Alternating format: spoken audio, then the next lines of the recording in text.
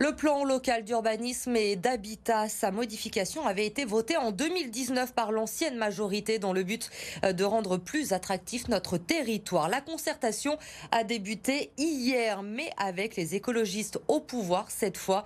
Et Cédric Adam, ce que l'on peut dire, c'est que leurs priorités ne sont pas franchement les mêmes aujourd'hui. Oui, Elodie, la métropole veut rendre l'espace public plus solidaire et plus respirable. Alors concrètement, elle veut favoriser les îlots de fraîcheur dans les zones urbaines, donc créer plus de parcs, plus de stationnements en vélo dans ces secteurs.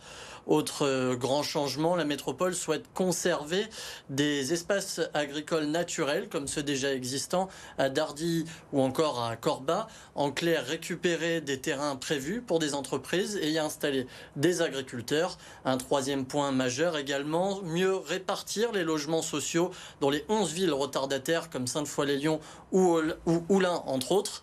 Certaines réformes donc qui inquiètent l'opposition, dont l'ancien président de la métropole de Lyon, David Kimmelfeld. Il pense que la suraugmentation des espaces naturels limite la place des entreprises dans les zones urbaines. Écoutez-le. Développer de l'activité économique, c'est pas simplement faire de l'attractivité pour l'attractivité, c'est la possibilité à de nouvelles entreprises de venir s'installer sur la métropole.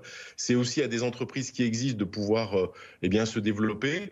Et derrière ça, c'est la question de l'emploi. Et aujourd'hui, au moment où on va sortir, en tout cas je l'espère, d'une crise sanitaire importante, rentrer dans une crise économique forte, il ne s'agit pas, je crois, ma foi, de faire en sorte qu'on ait moins d'offres pour accueillir de l'activité économique des entreprises. Et pour participer au débat, la concertation, elle, se poursuit jusqu'au 20 mai. Le dossier, lui, est consultable sur le site jeparticipe.grandlyon.com ou encore dans les mairies des 59 communes de la métropole et à l'hôtel de la métropole. Une nouvelle réunion publique, elle, est prévue pour le 6 mai prochain.